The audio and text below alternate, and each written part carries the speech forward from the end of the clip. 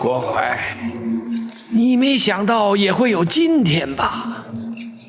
哼，你不要得意的太早，迟早保证他得放我出去。到时候你再看看，到那时是谁在得意。可惜你恐怕是出不去了。你凭什么说我出不去啊？凭你是害死寇珠的凶手。寇珠分明是撞柱自尽，谁能证明我是凶手啊？如果你不把他自尽的真正原因说出来，谁又会相信你？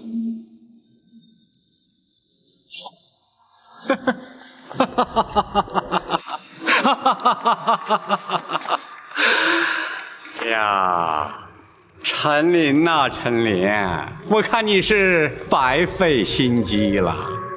此话怎讲？你在皇上的面前编造谎言，把我骗了。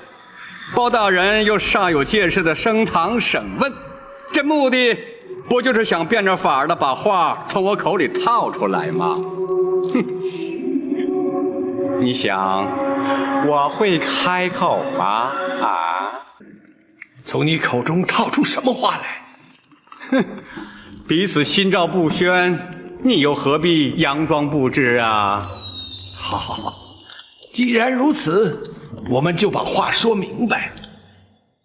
当年狸猫换太子，逼死寇珠，诬陷李贵妃的来龙去脉，点点滴滴，包大人都已查明。你若不据实供认，包大人是不会放你出去的。哼！只要我矢口否认，他又能奈我如何呀？他既然知道当年的来龙去脉，就更该知道太后娘娘是绝不会让他为所欲为的。哼！一旦太后插手向他要人，他敢不给吗？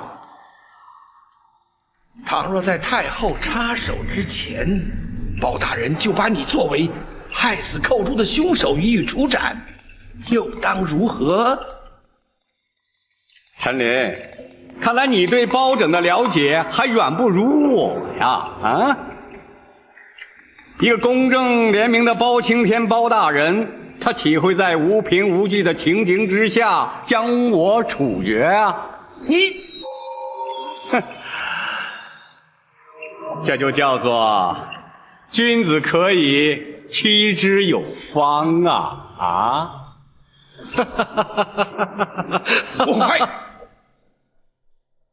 举头三尺有神明，天理昭彰，报应不爽。你的所作所为，终有一天会遭天谴。30年来，你扪心自问，可曾高枕无忧？午夜梦回之际，你难道能问心无愧？那些因你而惨死的冤魂，可是夜夜前来向你索命。引火自焚的那个冷宫总管秦凤，为李娘娘替死瞒过你验尸的于忠，还有那忠肝义胆舍身全意的寇珠，是无刻不在你脑海中出现。纵使你躲过杨氏的惩治，却难逃阴间的制裁。不会的，不会的！寇珠、秦凤，还有那个什么于忠，都不是我杀的，他们不会来找我索命的。可是他们都是因你而死。或许如你所说，包大人不会将你处死，但是却会将你关押在此，直到你认罪。或许在这暗无天日的牢房里，那些冤魂就会来找你索命。包拯他关不了多久，只要入夜之后我还没有回宫，太后娘娘就会降旨要人的。那就要看你的造化了。回来！你给我回来！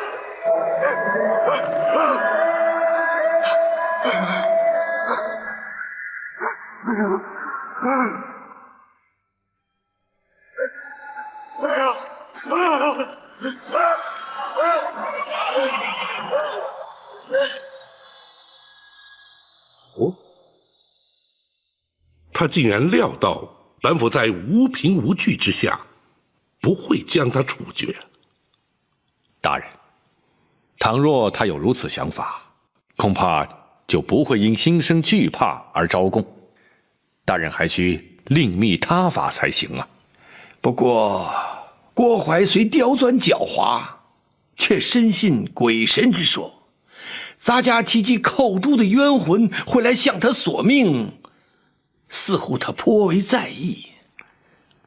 或许，这正是治他之法。鬼魂之说，乃是渔夫迷信所致。那郭淮怎会相信若此啊？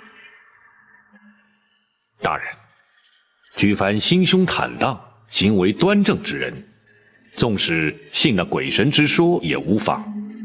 诚如圣人所云：“敬鬼神而远之。”反之，若是心术不正、伤天害理之辈，自然就会心生畏惧了。包大人，郭淮所言，他入夜未返，刘太后便会降旨要人，这不得不防啊。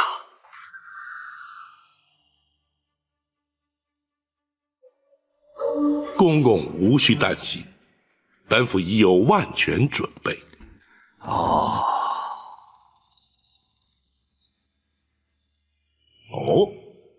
包大人已经将郭淮关押在开封府大牢了。正是。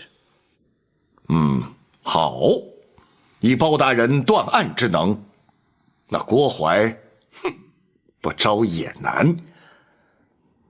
辉王爷，大人却担心不能顺利审讯。这却为何？入夜之后，郭淮若未回宫，太后将会降旨进府，要求放人。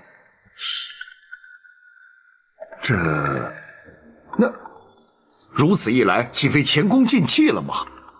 故而大人命展昭前来，请王爷务必亲往开封府走一趟。包大人要本王去？大人说，若要对抗太后遗旨，非八王爷亲临不可。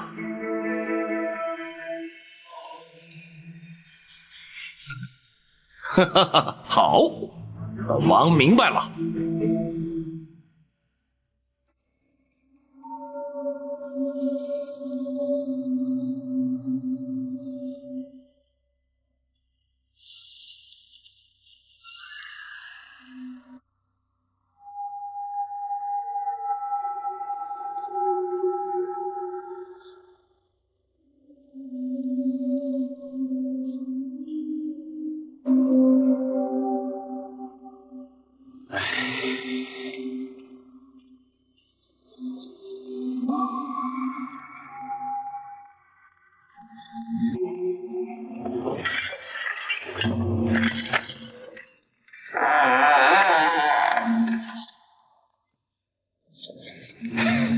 顾公公，请用点酒菜。哦，你们开封府大牢竟然会准备这么丰富的酒菜给犯人？不，这是小的特意准备孝敬公公您的。你为什么这么做呀？小的在这儿任职多年，一直没有机会升迁，小的相信公公您很快就会放出去的，还请公公多多提拔。那是啊，天黑以后，咱家自然会出去。哎，我说，现在是什么时辰了？天黑没多久。公公，请。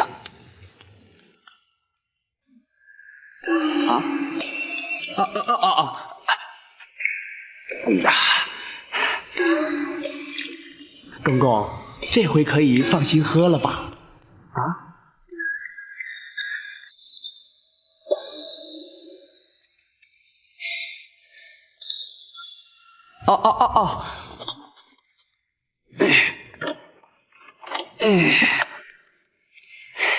公公。好，咱家记得你了。等咱家出去之后，定会少不了你的好处。谢谢公公，谢谢公公，请。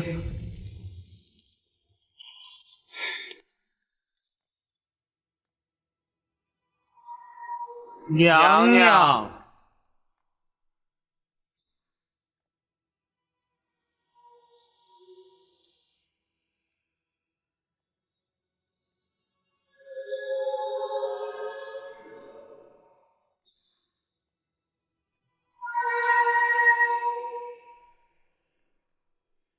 来人呐！娘娘，起来吧。是。郭总管回宫了吗？回娘娘，还没有。随行的卫士可有人回来？都回来了，说是包大人还要留着郭总管在那儿继续审讯。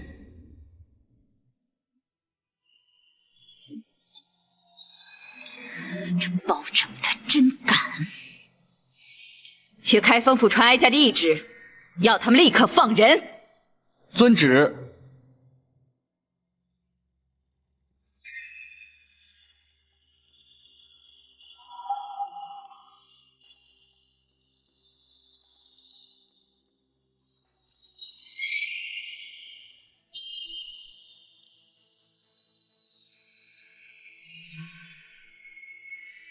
你是来要人的？啊，奴婢啊，是奉太后懿旨来接郭总管回宫的。本王在此做主，将郭槐留下，一切回宫去吧。奴婢可是奉了太后的懿旨啊！大胆！这奴才竟然顶撞本王！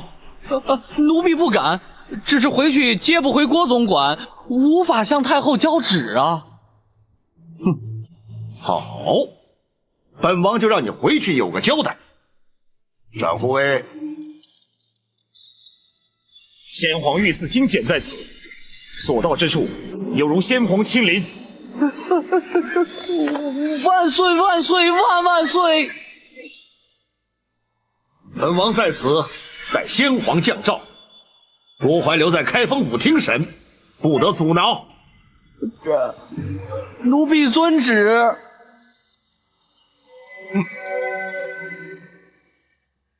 若非王爷亲临，请出御赐金简，包拯只怕不得不将那郭槐释回。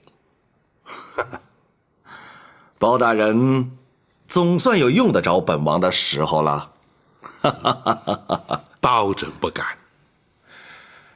刘太后必定不肯善罢甘休，甚至会惊动皇上。嗨，不妨事。本王就留在这开封府，直到包大人取得郭槐的供状。多谢王爷。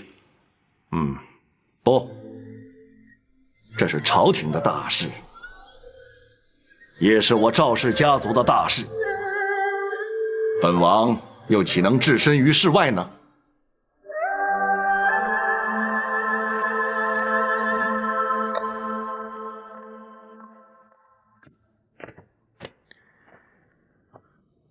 启禀大人，学生已经全部安排妥当了。好，请王爷与陈公公在厅中稍坐，包拯这便去取那郭槐的供状。包大人打算？王爷，包大人打算夜审郭槐。哦。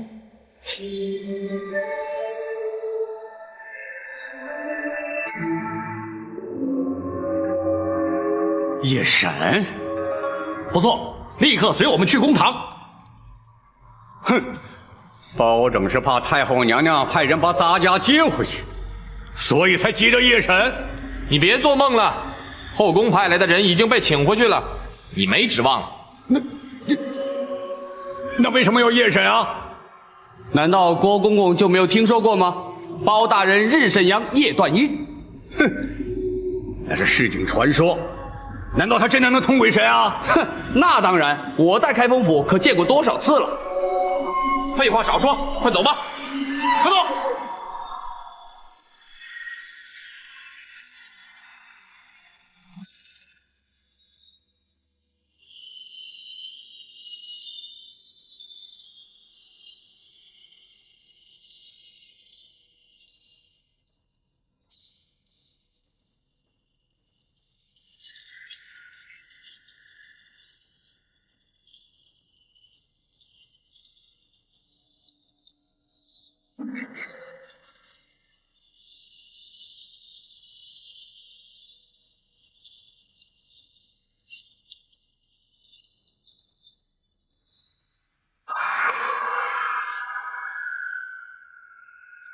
郭槐，20年前，你任金华宫总管之职，买通产婆尤氏，以狸猫换取太子，大称玉成宫李贵妃产下妖孽，指使程昱寇诛，掐死太子，埋藏金水桥下，意图使刘贵妃之子入主东宫。凡此种种，你可承认？包大人，咱家根本不知道你说的是什么，我凭什么承认呢？住口！那寇诛良心未泯，不肯与你沆瀣一气，同流合污，暗中将太子送出宫去，你却对他施以酷刑，追问太子下落。寇诛凹刑不过，处处身亡，难道你也不知情？哼，包大人啊，所谓人死无凭证，就算你包大人指证的都属实，但是你可有人证啊？哼，本府如今夜审于你，便是让你无法交代。本府虽无人证，却有鬼证。寇诛何在？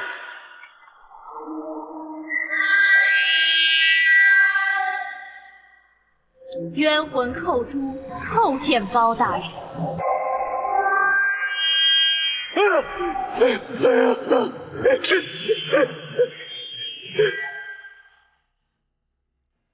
郭槐，你可认得他？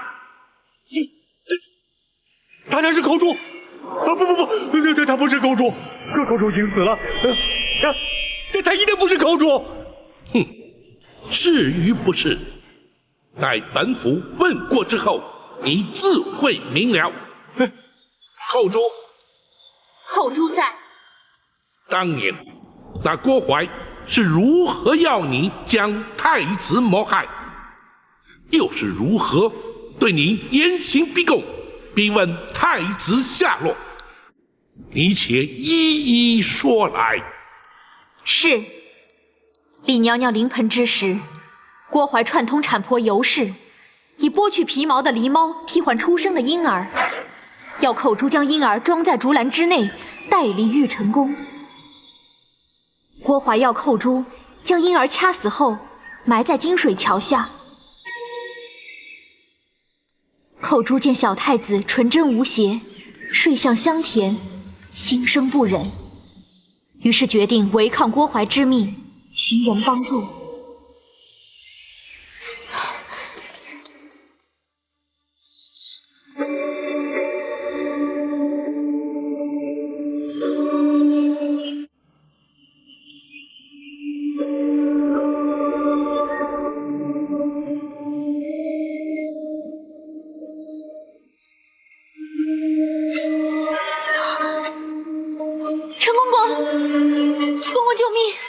寇诛，当时你可是将小太子交与陈琳带出宫去？是。寇诛向郭槐谎称已听命将婴儿埋葬，郭槐没有怀疑，并未追究。郭槐，你可有话说？他一定是听陈林说的，他真的不是寇珠啊！陈林让他来作为证据啊！你且继续听下去。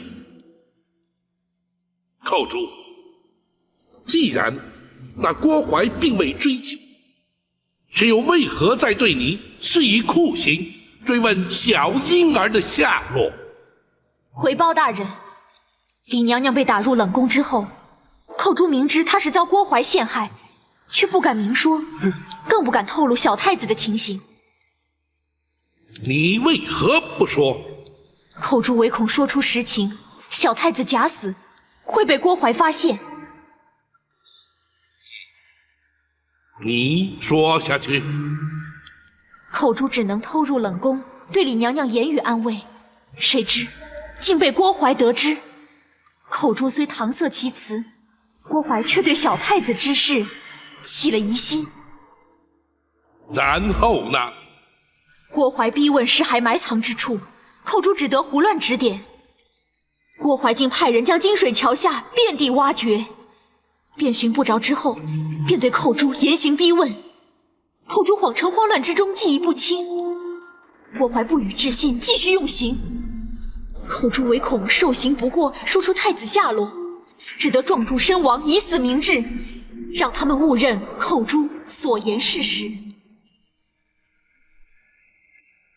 这件事情，你怎么会知道啊？你抽在我身上的鞭痕犹在，我撞柱身亡的血迹未干。你虽然派人刷洗金华宫的殿柱，却洗不尽你心中的梦魇。如今，寇珠要借包大人夜审阴司之辩，向你索命，以解我20多年的心头之恨。郭淮，还我命来！别过来！别过来啊！还我命来！郭淮，包大人啊！你寇珠，阴阳末路，人鬼殊途，你不可接近生人。包大人，寇珠要将郭淮带到阴间，交由阎王处置。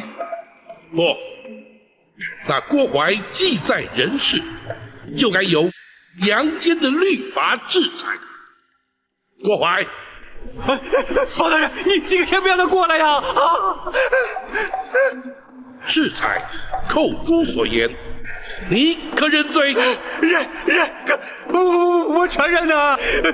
可那些事情都是刘娘娘的主意啊！是否如此？本府自会追查。既然你已认罪，公孙先生，学生在，让他画押。是。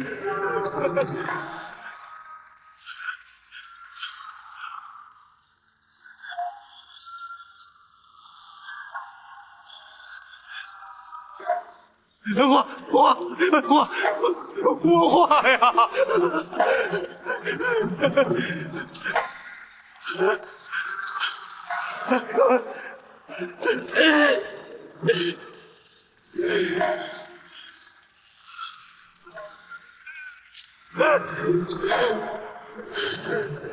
来人呐！在！将郭淮还押大牢，听候宣判。是。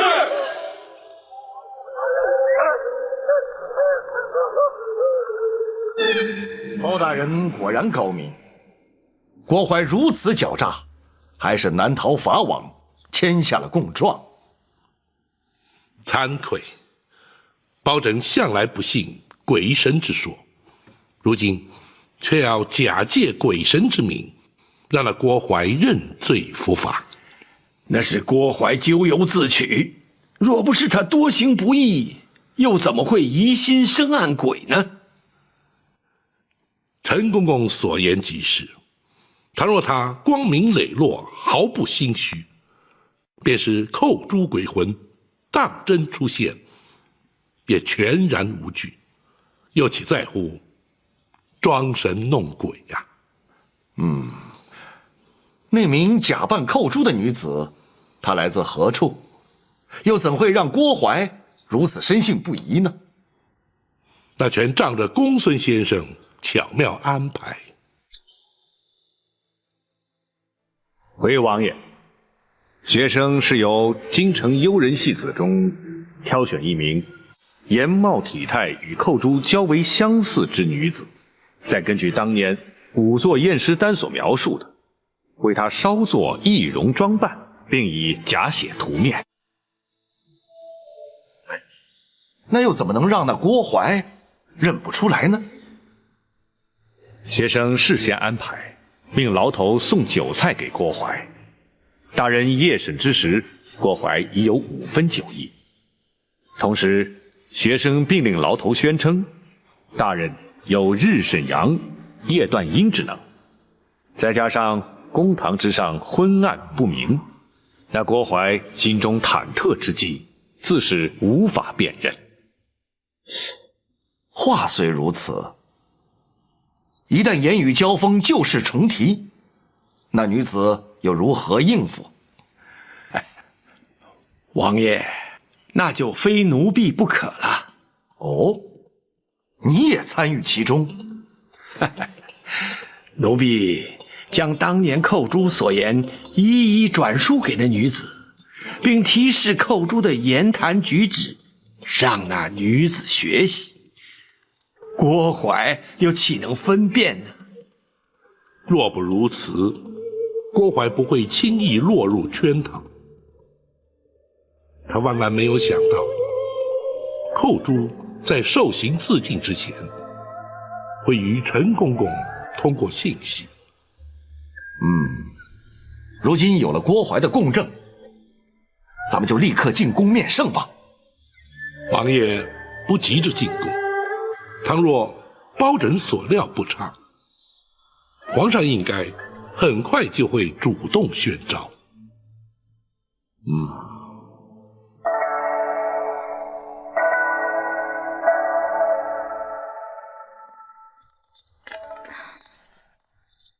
母后，皇上来了。母后夜半不眠，命人招儿臣来，是为了……其实也没什么，哀家睡不着，想看看你。那安神露不是可以助眠吗？母后何不服用？八王爷不是说喝多了对身体不好吗？母后，您可是心中有事啊？哀家只是在回想这一生的点点滴滴。来，你坐下来说。是。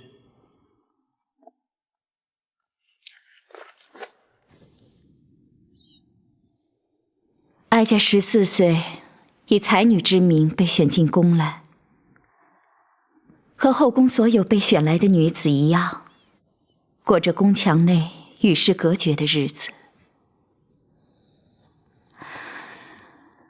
直到被先皇宠幸，身为贵妃，才见到了天日。后宫佳丽3000，其实却耽误了多少女子的青春啊！不仅如此，在后宫争宠是时有所闻的事，彼此勾心斗角，貌合神离。只有一个人和哀家情同姐妹，相互扶持，可是他却被打入了冷宫。母后说的可是那位葬身火窟的李贵妃？你知道她？她就是幼年时儿臣误闯冷宫遇见的那位。母后还记得她给儿臣的玉佩吗？记得。母后，她究竟是为什么被先皇打入冷宫的呢？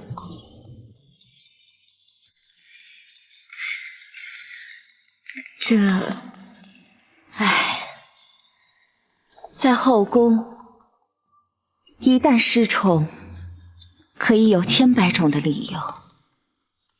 母后说的不错，所以儿臣才要郭淮废除冷宫，重修宫院。无论如何，母后要比他幸运的多了。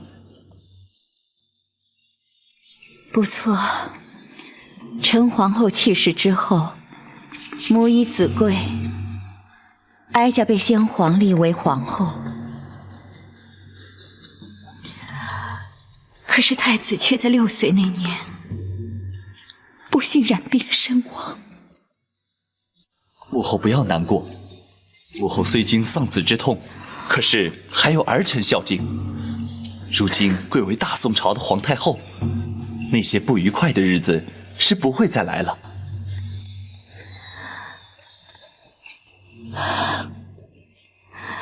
可是哀家毕竟不是皇上的生身之母，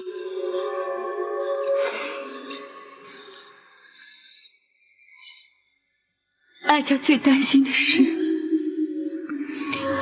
倘若有一天，哀家与嫡娘娘之间有了无法化解的冲突，皇上会如何？母后，那是不可能的。哀家只是打个比方，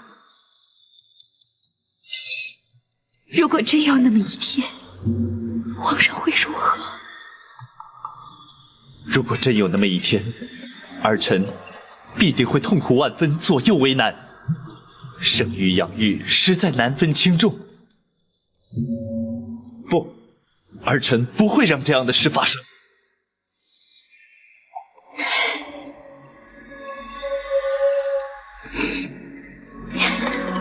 有皇上这句话，哀家心里也就舒坦多了，至少不会一个人在这儿胡思乱想。郭槐为什么不在宫中伺候母后？不提也罢。怎么？他还在开封府接受包大人的审讯呢。哦，包拯怎么会留他到半夜？可曾派人去询问？没有用的，连哀家下旨要开封府放人，都被打了回来。什么？包拯竟敢抗旨？倒不是包大人抗旨，而是八王爷。父王？父王去开封府干嘛？八王爷不但在开封府，而且以先皇御赐金剑挡回了哀家的旨意。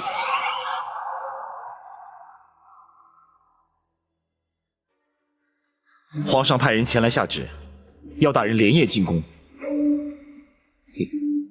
果不其然，展辉，皇上只宣包大人一人进宫。回王爷，正是。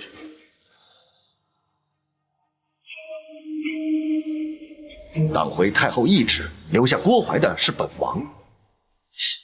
皇上为何不宣本王和包大人一同进宫呢？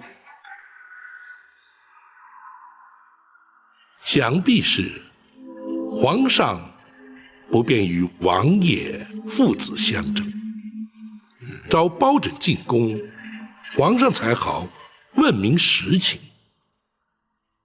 王爷，包拯此去，会将此案实情禀奏皇上，不知王爷是否同意？也罢，是该到了让他明白真相的时候了。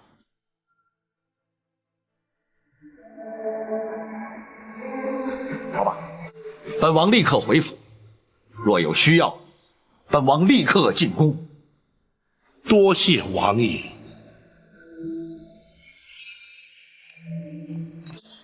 什么？郭槐招供了？是。包拯已将他关押大牢，娘娘的冤屈已经可以确定获得平反。好，这一天终于来了。伯亲，臣在。哀家什么时候能够见到皇上？臣奉旨连夜进宫，会将全案实情向皇上禀明。娘娘，请等候包拯回禀。哀家就等你回来。娘娘今夜尚未诊治，请容学生为娘娘施针。好，好。娘娘小心。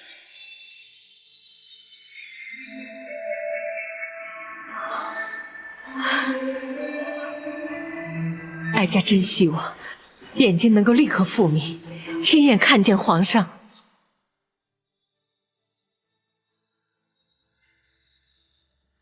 究竟是怎么回事？郭槐去开封府只是作证，你为何不让他回宫？回皇上，郭槐设计一桩重大阴谋，犯下重大刑案，臣乃是依法关押。哼，岂有此理！无论他犯下何等重罪，太后遗旨既已下达开封府，你怎敢抗旨不遵，拒不放人？甚至还要父王请出先皇的御赐金简。皇上可知，八王爷从不干涉朝政，亦不曾插手任何案件。先皇御赐金简，更从未请出动用。朕当然知道，能让八王爷请出御赐金简，绝非一般刑案。更何况，此案还与八王爷自身有关。什么？与父王有关？郭槐所涉之案，关乎后宫争斗、皇室秘辛，故而八王爷必须出面，保证不敢放人。竟有此事！郭槐供状在此，请皇上御览。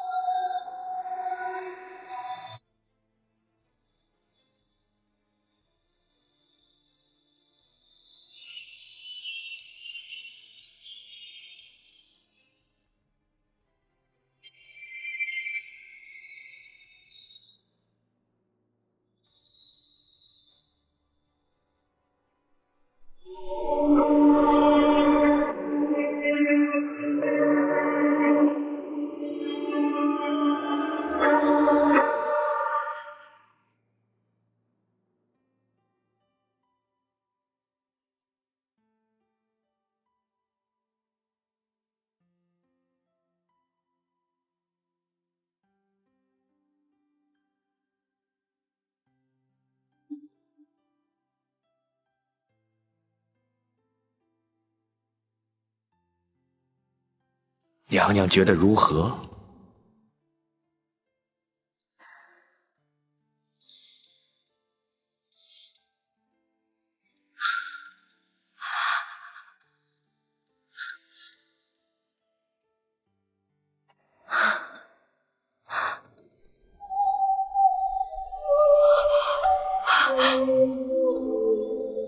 我看见了，我看见了。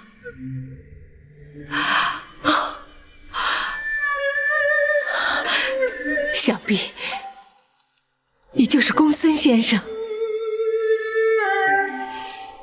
学生正是公孙策。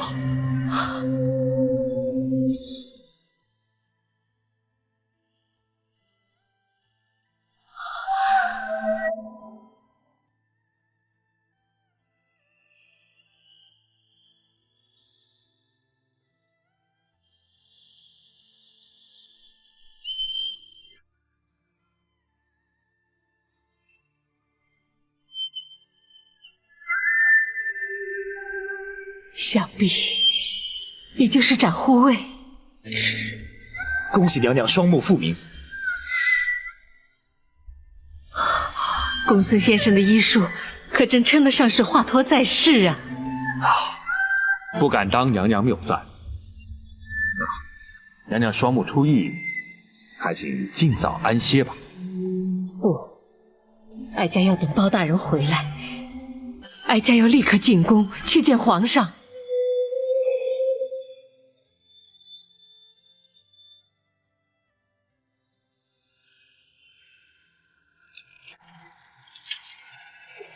包拯，这供状之上所言可是真的？回皇上，千真万确。那郭槐所作所为，正与太后有关。臣敢请皇上屏退左右。你们都退下。遵旨。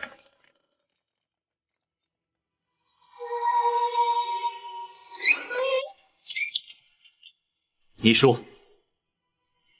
回皇上，当年狸猫换太子一案，太后便是主谋。放肆！你竟敢在朕面前污蔑太后！臣据实禀奏，绝无半句虚假。当年太后与丽仪贵妃同怀龙种，先皇许诺，生下太子便册立为皇后，为图大位，太后方才出此下策。否则，那郭槐不过是一名太监阉人，又怎敢犯下如此大逆不道、惊天动地之案？那金华宫程昱寇诛，因此状铸自尽了。正是。郭槐当堂画押，坦诚罪状，此案已成定案。然而，在这供状之中，并未提及寇诛他舍命救出的婴儿，下落何方啊？回皇上，寇诛将婴儿交给了陈琳陈公公，藏在宫盒之内，夹带出了后宫。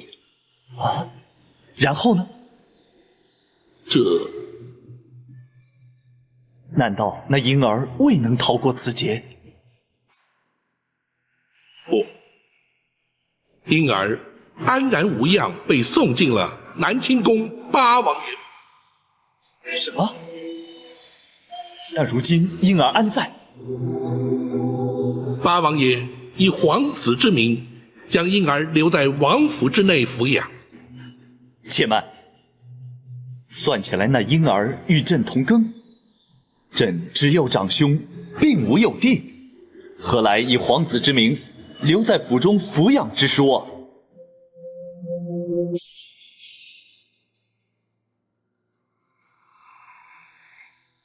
臣斗胆，那浴血重生的婴儿，正是皇上。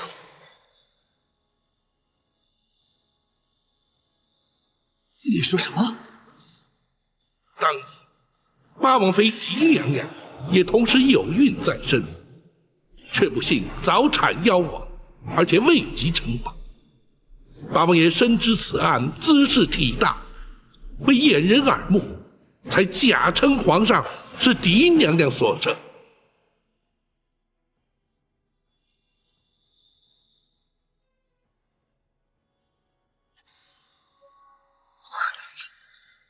朕分明是父王亲自选入宫中，立为太子的。包拯，此事非同小可，你不可胡言乱语。臣绝不敢胡言。八王爷如今正在王府之中静候，皇上可宣召王爷进宫，当面询问。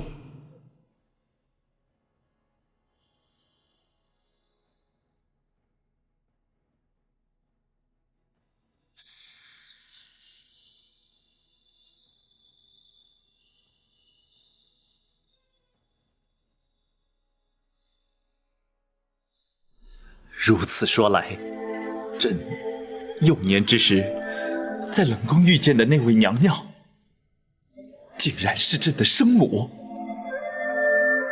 正是玉成宫丽仪贵妃。她是在冷宫失火之时葬身火窟的。不，是先皇下旨赐死。她已被打入冷宫，为何还要将她赐死？当年娘娘与皇上巧遇之后，八王爷命陈琳将皇上身世告知娘娘。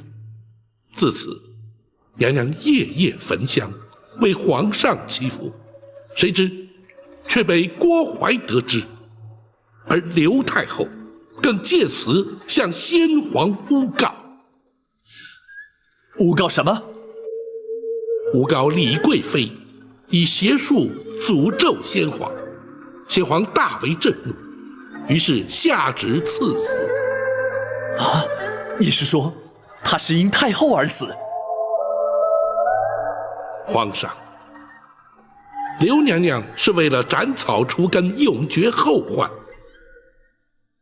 然而，吉人自有天相，李娘娘必死，而却未死。此话怎讲？臣领奉旨赐死，不忍执行。太监于忠舍命权中，自请替死。人工总管秦凤自焚灭迹，瞒过郭槐，娘娘方得死里逃生，远离京城。他如今人在何处？皇上可还记得包拯那位失散多年的远房表亲？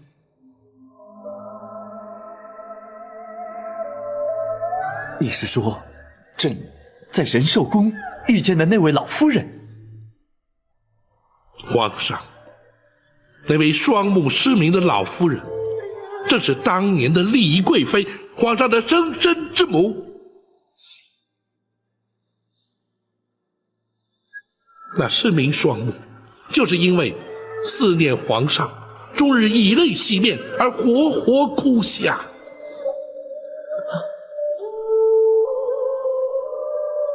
如今，皇上对当年狸猫换太子一案的前因后果均已明了。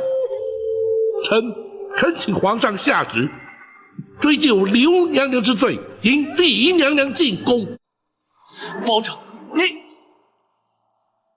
李娘娘如今正在府衙之中翘首等候包拯回禀。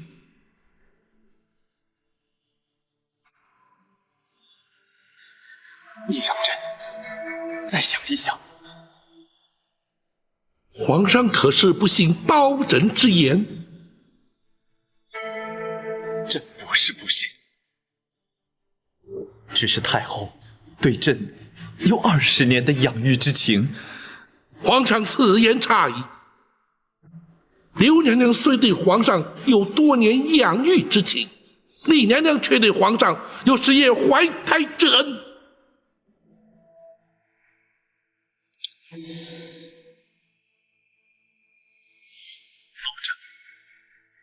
郭槐所犯罪行，你尽可依法惩处。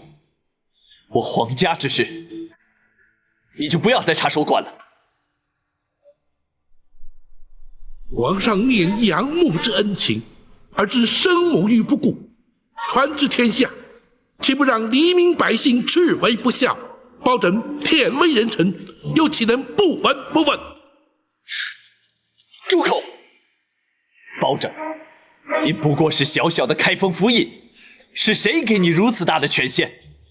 朕不让你管，你就不准再管。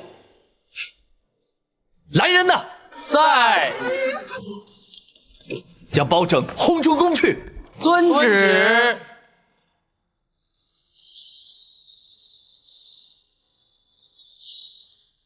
皇上将你赶出宫来，包拯惭愧，未能劝谏皇上，立即引李娘娘进宫。啊，不，这怨不得包大人，不过也怪不得皇上。王爷，乍闻身世之谜，任何人都无法承受。给皇上一点时间，他会想明白的。倘若皇上所想不如王爷预期，又当如何？届时，本王自会出面。如今却难在如何面对李娘娘了。谁也无法面对。只有包大人委屈担待了。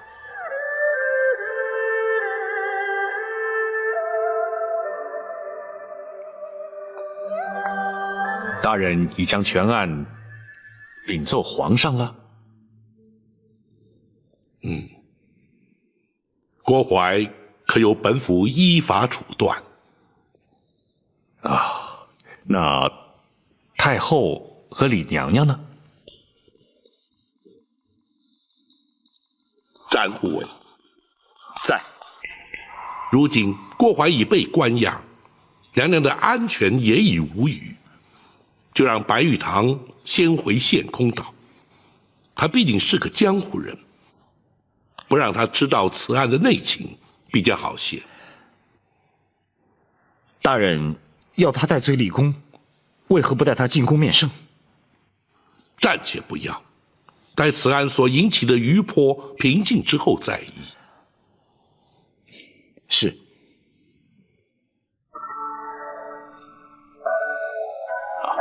大人，皇上对此案可是另有看法？公孙先生果然心思缜密，本府就知，绝对瞒你不过。皇上的确对是否追究太后之罪，是否立刻引李娘娘进宫，尚有所犹疑。皇上怎可如此？既然已知娘娘身份，就该立刻接她进宫，善尽仁子之道。无论任何原因拖延，就是不孝。皇上难道不明白这个道理吗？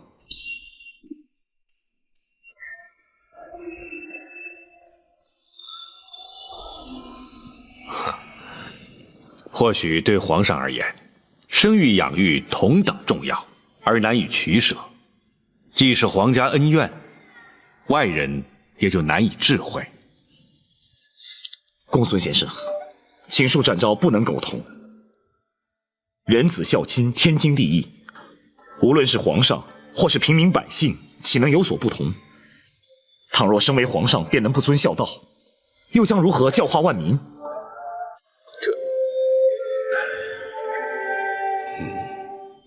展护卫言之有理，本府定会向皇上据理力谏。然而，此刻却必须向娘娘回禀，倒让本府颇觉无奈。可怜李娘娘，方为双目复明而喜，如今却要什么？娘娘双目复明了？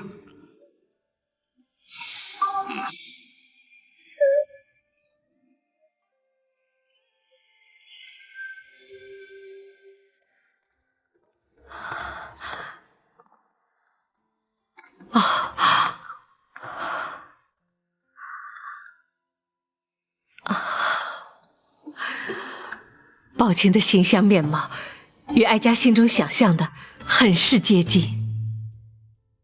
臣恭喜娘娘重见光明。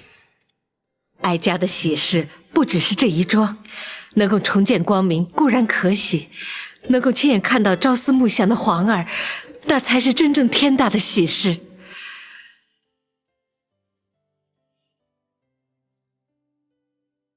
宝琴，臣在。哀家何时能够见到皇儿？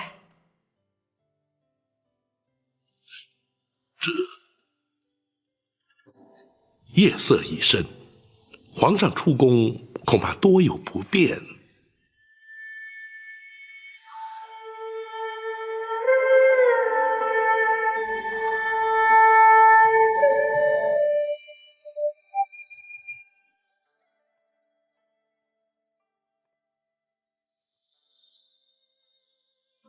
那好，既然皇上不便出宫，那你带哀家进宫如何？娘娘还是等到天明之后。宝琴，你素称刚直耿介，不善言谎，哀家要你照实说，可是皇上不肯认我。皇上绝无此意，娘娘万勿误会。既然皇上肯认我，以人之常情，他就该立刻前来见我，为何还要拖延？娘娘，皇上从来没对自己的身世怀疑过，如今突然发现真相竟是如此，必定会矛盾不安，所以……好了，公孙先生，你不必安慰哀家，哀家心中明白。哀家已经累了，你们都回去歇着吧。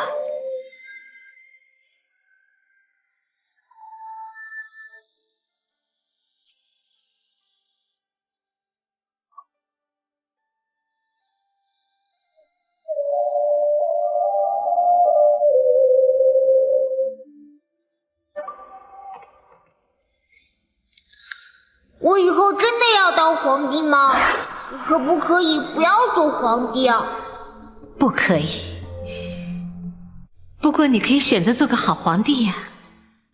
怎么才能做个好皇帝呢？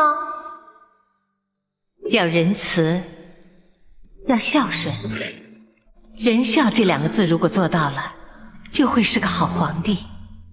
我是个好皇帝吗？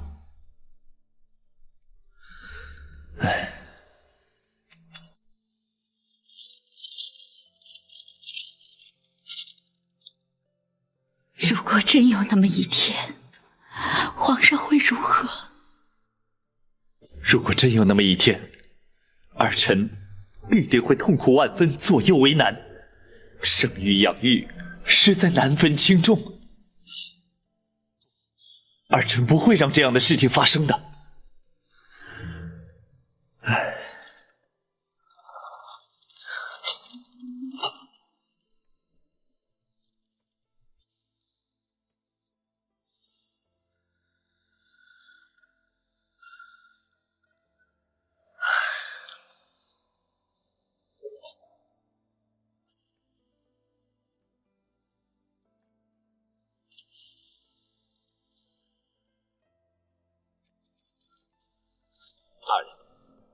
白玉堂回去了，属下要他回陷空岛等候通知。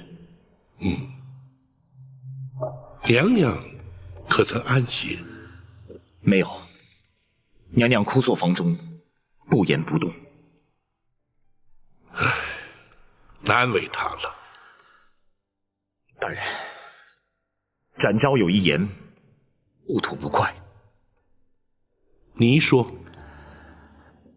娘娘历经千辛万苦，忍受无比煎熬，如今总算可以平反，皇上却多有顾忌。展昭想尽娘娘心中之苦，已忍无可忍。展护卫，公孙先生，本府要听展护卫说下去。展护卫若是不忍，又当如何？倘若展昭人在江湖，必定立刻闯入进宫，将皇上带来府衙，要他当面向娘娘谢罪。然而展护卫如今却不在江湖。请恕展昭之言，倘若皇上如此不通人情，不分黑白，展昭这御前4品带刀护卫不做也罢。展护卫千万不可！展护卫，说得好，大人。展昭果然不愧为展昭，毕竟不同于一般。慢说展护卫心生不平，便是本府也绝不做事。明日一早，本府就进宫面圣。倘若皇上不肯听谏，这开封府府尹之职，本府也绝不眷恋。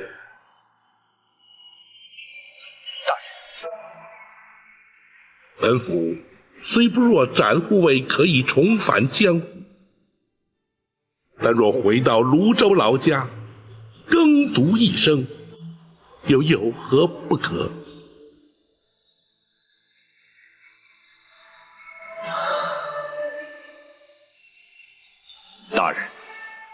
兹事体大，还请大人三思。公孙先生，我辈读书之人，入世所谓何来？若不能分清黑白，据理力争，又如何整生民于水火，解百姓于倒悬？今日不能为娘娘平反，明日又如何为百姓洗冤？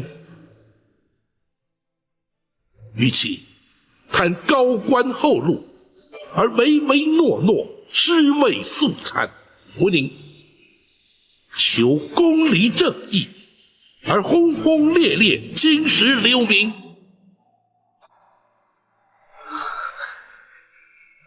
大人的教诲，学生终生不忘。唉，倘若朝中文武皆如包大人一般，又何愁朝纲不正，宋氏不兴呢？然而在本府入宫之前，还有一事要办。公孙先生，大人，传本府令谕，明日一早就将那郭槐自大牢之中提押出来，本府要升堂宣判。大人不等刘太后到案再判？不能等。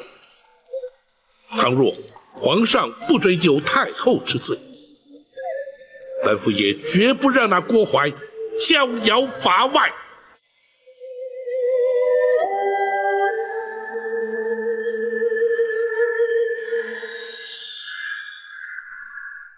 堂下听判。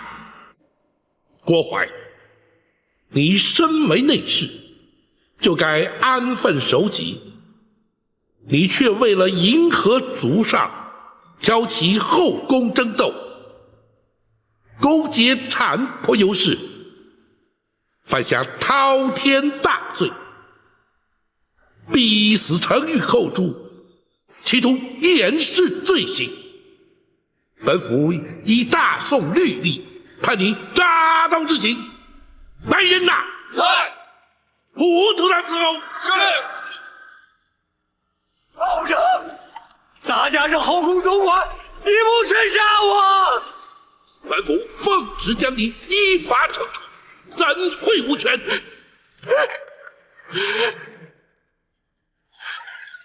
开！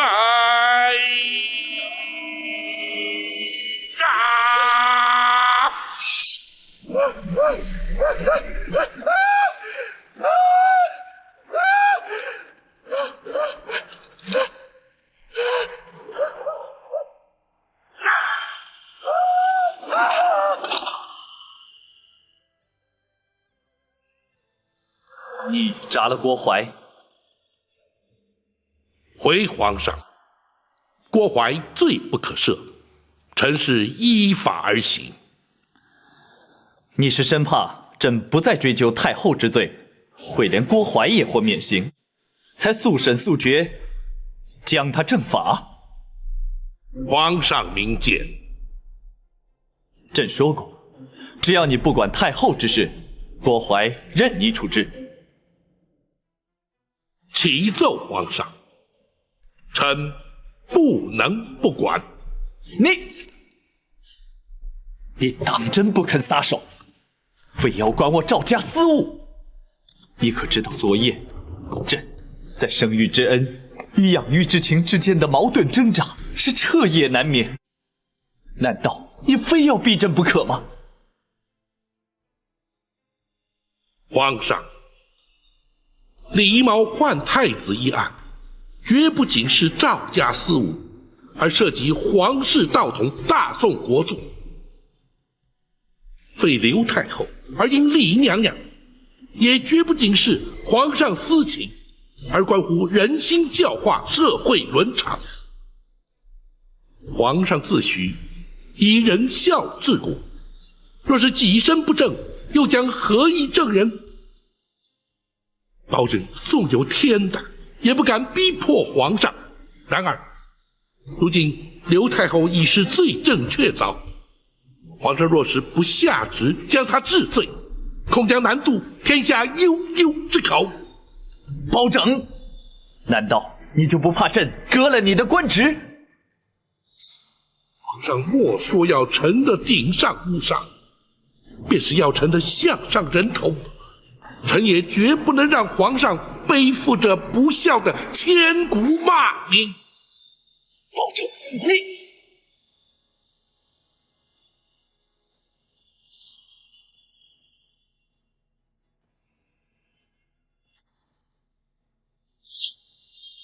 郭淮全招供了。除此之外，朕也已知道，那位双目失明的老夫人，就是当年冷宫的李贵妃，也就是朕的生母。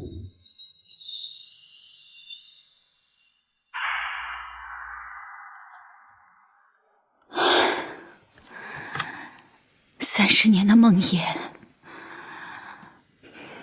毕竟还是应验了。你为何要这么做？他先生了太子，先皇就立他为皇后，或许是为了争夺皇后之位，或许只是出于妒忌。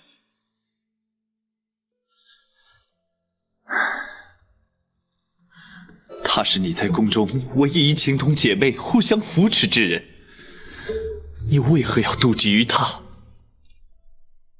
勾心斗角、争权夺利，在后宫不足为奇。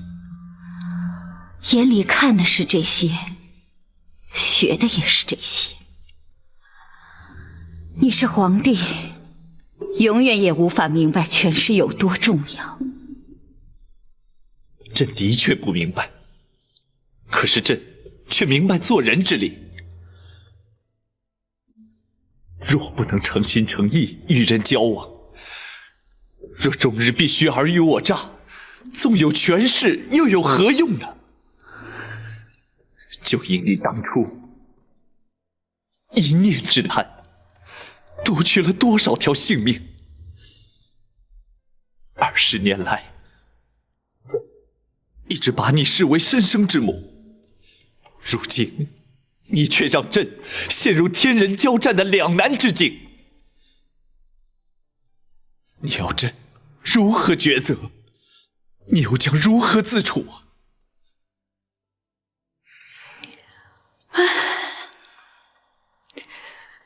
早知今日，何必当初呢？皇上既然到此将一切说明，想必已有所决定了吧？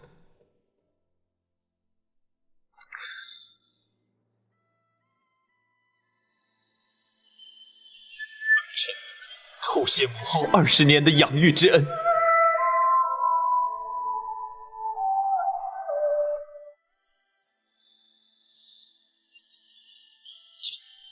会亲往开封府，迎接朕的生身之母入宫。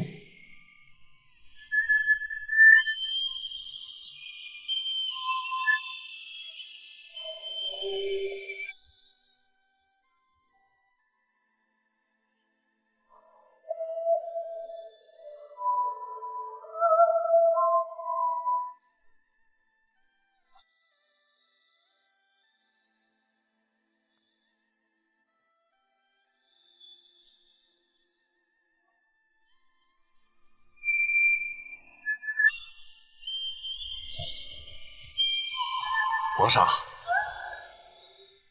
父王，皇上，如今身世已然大白，本王不再是你的父王，而是你的皇叔了。奴婢叩见皇上。养父请起。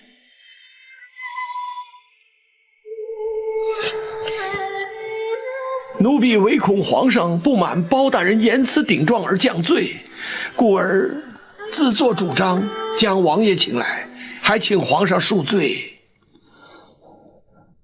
保正直言敢谏，朕并没有怪罪于他。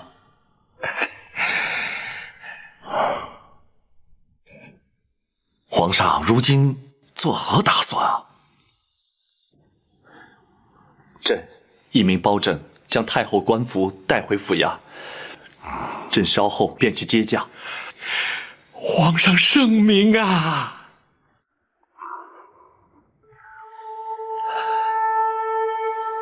父王，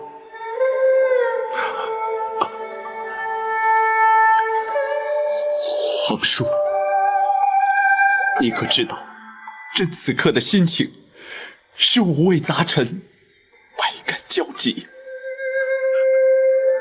本王明白，皇上心中之苦，无人能够体会。然而，皇上，你必须要坚强啊！皇上，皇上，太后，太后，太后怎么样了？你快说呀！太后的悬梁自尽了。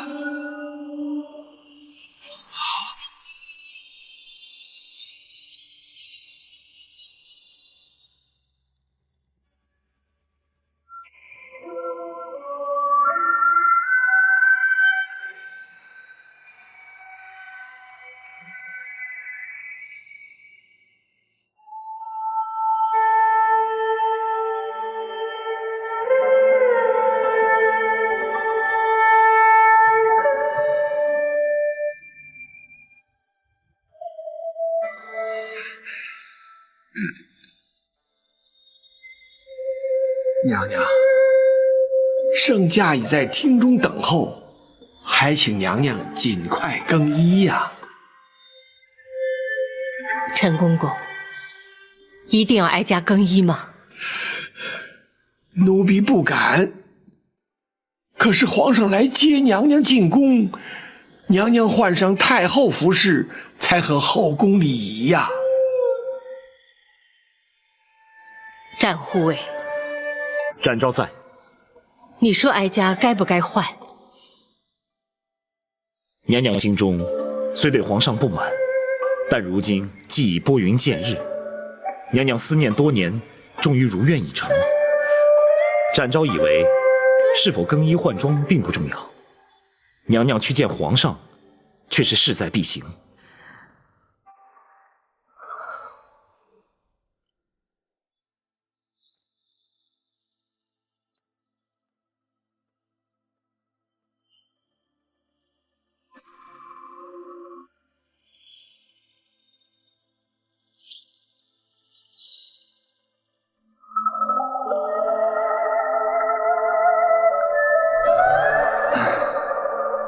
朕言至此时才来，太后必定心生不悦，还望皇叔包卿替朕多美言几句。母子连心，皇上也无需太过担心了。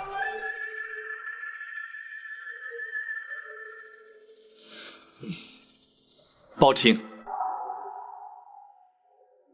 皇上，秦恕包拯不敢过问皇家事务。你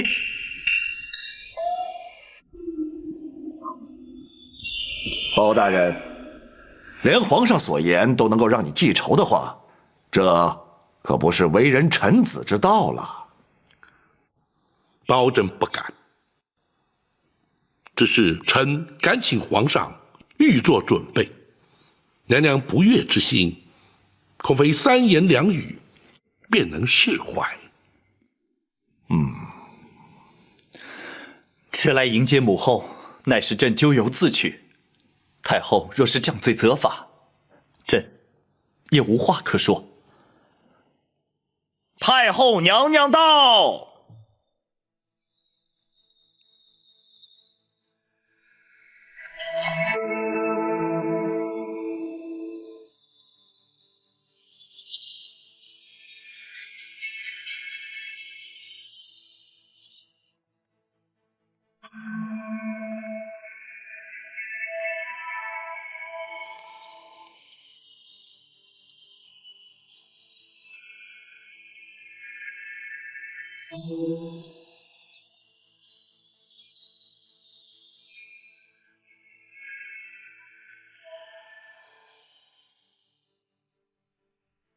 陈琳，先扶娘娘坐下，有什么话慢慢说。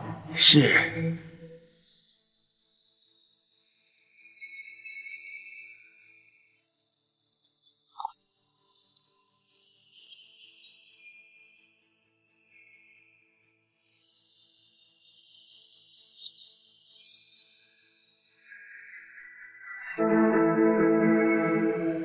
皇嫂，你双目不是已然复明了，为何闭目不张啊？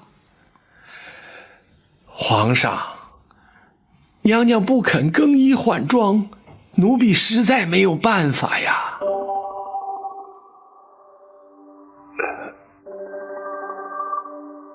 皇嫂，你有何不满，尽管直说，别让皇上尴尬，也免得让大家为难呐。八贤王，并非老身有意刁难。既然皇上不肯认我，我又何必看他？母后，且慢。如今已是我不认你了。在母子未相认之前，老身不以皇家自居，你也休要以母后相称。皇叔，皇嫂，皇上若是不肯认你，又怎会亲临开封府来接驾呢？你就看在本王的薄面上，原谅于他。毕竟他是一国之君，当今的皇上。八贤王，恕老身直言，皇上又如何？皇上难道不是父母所生？我为他饱尝10月怀胎之苦，为他受尽牵肠挂肚之痛，为他遭人陷害，打入冷宫，为他先皇下旨，白绫赐死，为他流落街头，忍辱偷生，为他流干了眼泪，哭瞎了双眼。而他明知道我是他的亲生母亲，明知道我在府衙殷切期盼，他却不飞奔而来母子团圆，反而在那犹豫不决，左右为难。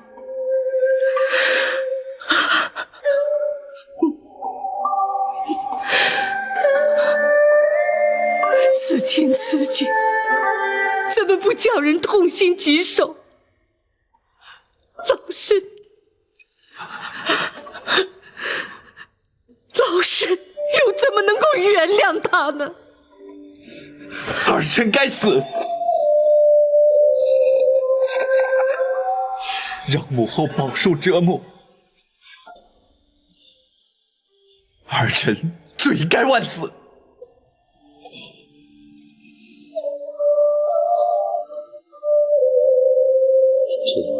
即便不能得到母后的宽恕，也请母后睁开眼睛，看看儿臣，看看儿臣和20年前在冷宫相遇时有何不同，看看儿臣与先皇有几分神似。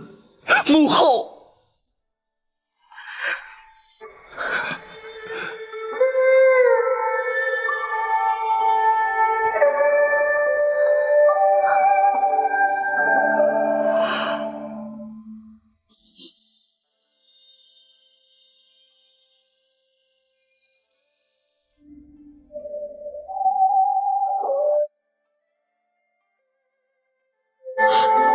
母后，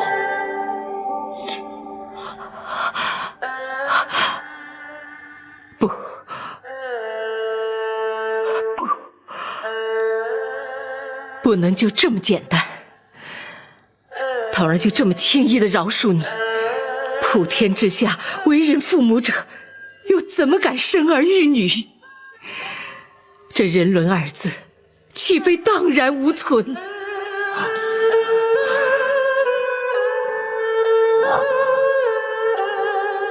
皇嫂，你要如何才肯认他？要如何责罚他？你才肯原谅他？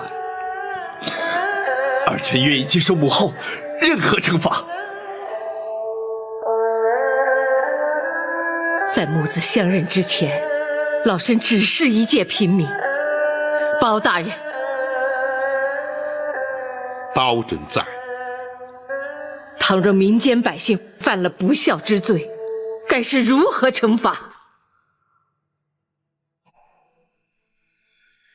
娘娘，不论如何惩罚，若要想老身认他，除非包大人先依法办他个不孝之罪。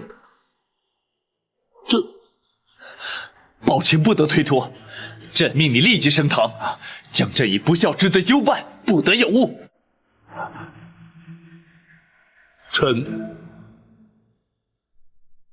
臣遵旨。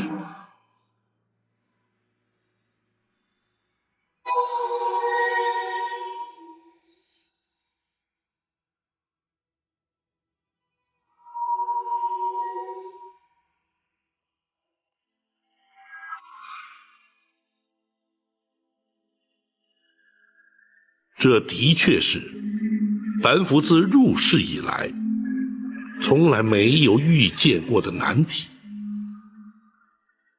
也是自古以来从未出现过的情景。大人真的无法推辞吗？无法推辞。如今这控子不孝之案，本府已是奉旨升堂，不能不办。太后是原告，皇上是被告。大人这主审官，的确是前无古人，后无来者。展护卫似乎不以为怪，想必有所看法。属下不如大人有多年办案经验，也不如公孙先生熟知律法行文，然而却知太后娘娘心中所想。哦，本府愿闻其详。娘娘与天下为人母者并无不同，口中要办皇上不孝之罪，心中却必定舍不得。学生明白了，大人何不由此处着手？只要对皇上略有薄惩，那太后也就不会予以追究了。本府已有因应之策。王朝马汉，在。传令升堂。是。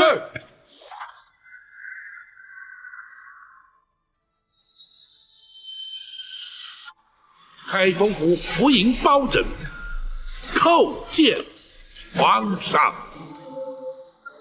平身。谢皇上。叩见娘娘王爷。包大人请起。谢娘娘。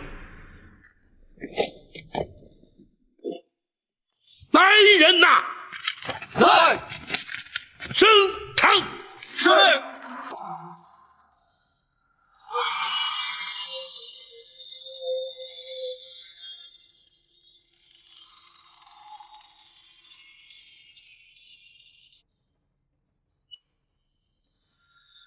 本府今日奉皇上圣谕，审皇上不孝之罪。虽然由古至今，自有行制以来，从未听闻以臣审君之说。然而，王子犯法，与庶民同罪。律法之前，无贵贱之分。本府便以大宋律例论罪判刑。公孙先生，学生在。若依本案实情，该当何罪？该判何刑？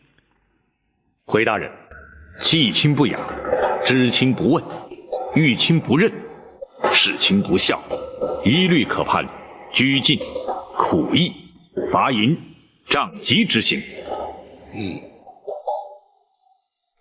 然而，不知者不罪，无心者轻判。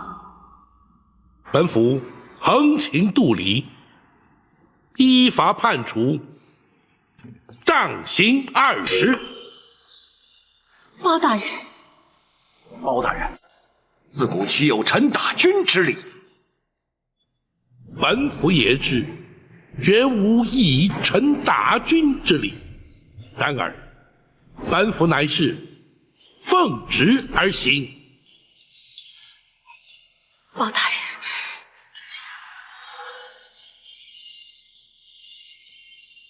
皇上，无妨，包卿，你就依法行刑吧。臣遵旨。来人呐！在。为皇上宽衣脱袍。是。不得无礼！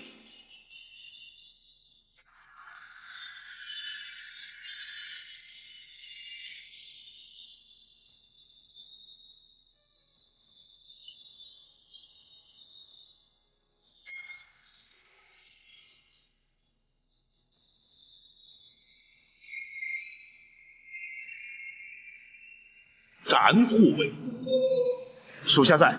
待本府行刑。遵命。自古以来，臣不打君，本府奉旨，不得不打。王朝马汉灯笼照虎，在。将龙袍押上堂来。是。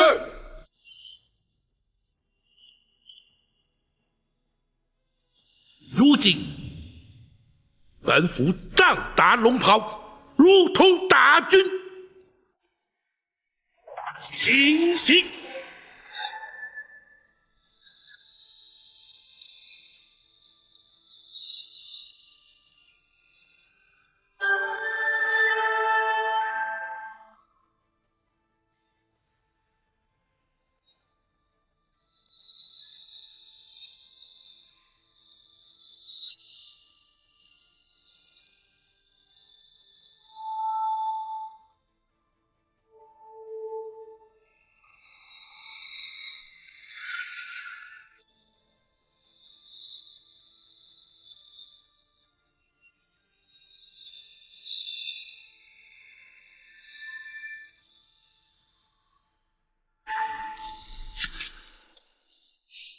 若非包卿机智，恐怕朕要出尝这杖刑的滋味了。臣万万不敢。皇上，白玉堂入宫盗佩，只是一时冲动。如今他已经将功补过，还请皇上特赦免罚。那是当然，太后与亚父受他保护，足以将功折罪。谢皇上。如今幸得母后相认，其实真正该赎罪的，应该是朕。回宫之后，朕立刻下诏罪己，让天下臣民百姓以朕为戒，恪守孝道。好，皇上能以仁孝治国，是乃朝廷之幸，万民之福啊！还有那寇珠、秦凤和于忠，朕要为他们建碑立祠，以彰忠义之风。皇上圣明。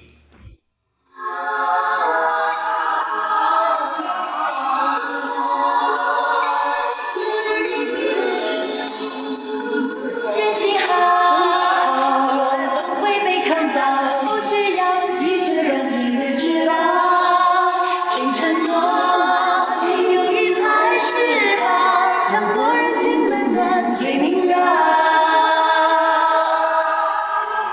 现在将谁杀过胭脂过草？人会好心，人生不是一再算啥？